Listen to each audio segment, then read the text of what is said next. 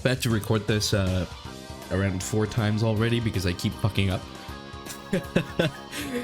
The first time I accidentally left the volume at 100%. It just absolutely fucking ruptured my ears when I tried mixing it. So yeah, this is a little difficult to record, but it's gonna be worth it when the end product comes in, because this is one of the craziest matches to ever exist. It's so fucking good to the point where it's definitely one of my favorites.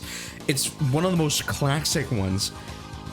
And the plays here are just absolutely raw and bestial. Like you'd almost think that this is being played by Neanderthals, but in reality, these guys are gentlemen and these guys know what they're doing. If you were to send this match to the championship, this would be disqualified, because not only are there no rules, but there's no limit to what you can do, which, you know, adds order to the matches. But this is just absolutely insane. This is like, the amount of play here is just absolutely stunning, creative.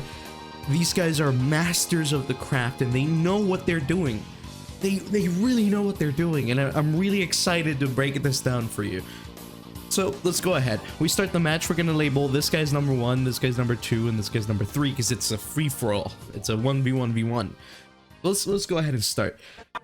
Number 1 brings out the tape holder. He starts spinning it, and then he sets it in place to let everyone know in the table that this isn't just going to be a match where everything is going to go right for number 1, but we all know that that isn't the case. If anything, number 1 is probably the loser in this free-for-all. Then number 2 comes out. He brings out the screwdriver and starts stabbing it into the tape holder. What this is doing is letting number 1 know that, no, this is not your game, this is my game. He hits it so fucking hard with the power of 10 gods, to the point where the tape just starts coming out.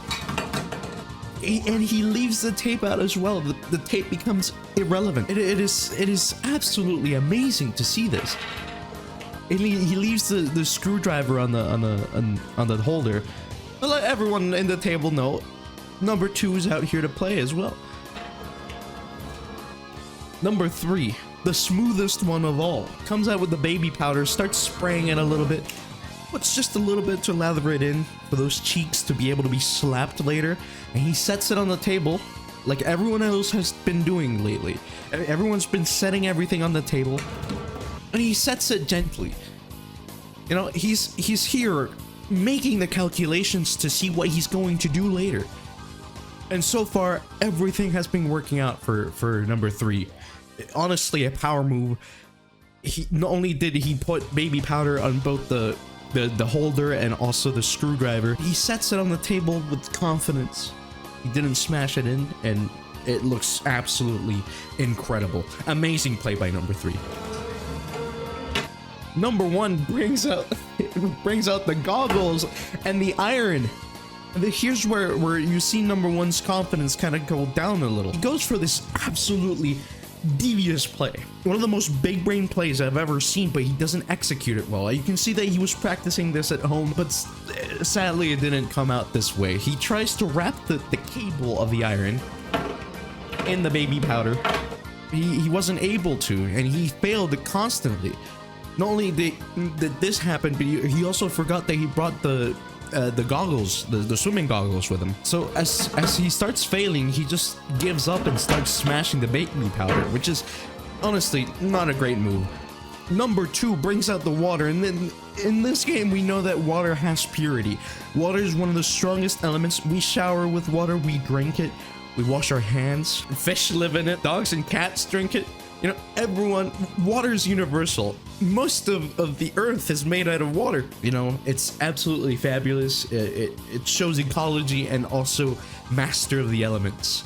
So he sprays some water, spills some water, and then he grabs the sponge and starts cleaning the baby powder. Now he does a really good job at this and sets the sponge on the table. What's coming next is some of the most impressive play I've ever seen.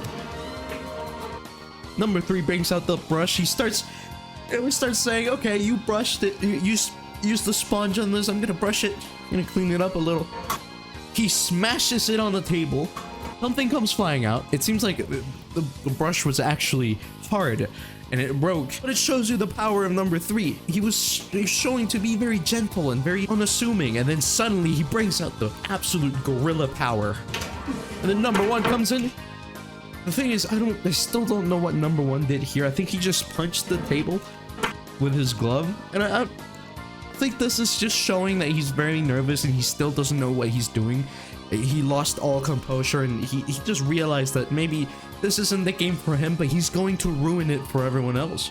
To make sure that if he wins, it's gonna be a concrete victory, but he's not going to let 2 and 3 win.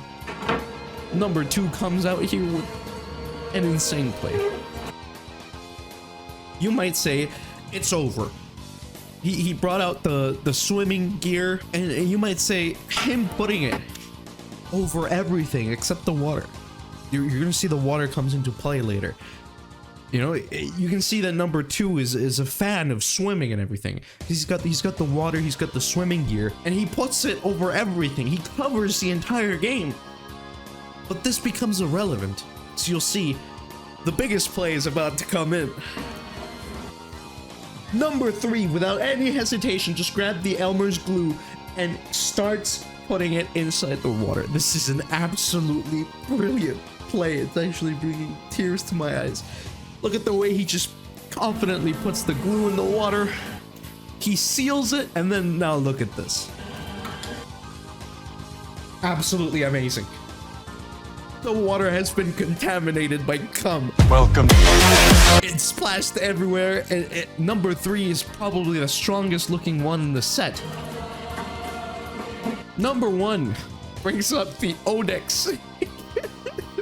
The cleaning supplies. Like, of course we need cleaning supplies in this. What the fuck is that? Odex? What the fuck is that? Got the fucking the odor neutralizer or some shit. Dude, this guy's advanced. Is that bleach? Jesus fuck it. He's about to contaminate the water. I mean, to be fair, the water has already been contaminated, but this is the biggest play that number 1 does, and here's where you can see that he's kind of throwing the game, unfortunately. Not only does he pour a little bit of the cleaning solution on the water to contaminate it further, even though it's probably going to be cleaner this way, but it's not going to be drinkable, which is a little unfortunate. The desperation in number 1's face here. Throws the fucking bottle. You can see the people in the back are absolutely baffled. You can see this guy's number 1's friend, and he's not happy about this. He's absolutely not happy about this. He's looking at this and he's saying, I can't believe it's over for my boy. They did my boy dirty. And number 1's execution is definitely subpar. Number 2 out here comes with the spray. It's a small tactic, but it's really powerful. There's less things on the table, but the things that he already covered everything with the swimming gear. And then he sets it on the table. Number 3, without any hesitation. Number 3 has been calm the entire game. He knew what he was doing. Gonna come in and put the... I don't know what that is. It's like a... some sort of storage unit area that you hang on your wall or something, like a clothes hanger or something. But he puts it on the table with confidence. He knows what he's doing, and you can see people already standing in the back. They're absolutely amazed by this play. Number 3 has been the cleanest one in this match, and it's over. Absolutely amazing gameplay. This is certainly one of my favorite matches that I've ever seen. It's just because how raw it is. It is absolutely fucking amazing. Fucking amazing. I'm really glad to live in the timeline where I'm able to look at this and be confident in myself, knowing that I just witnessed history. This is, oh my god, it's so beautiful.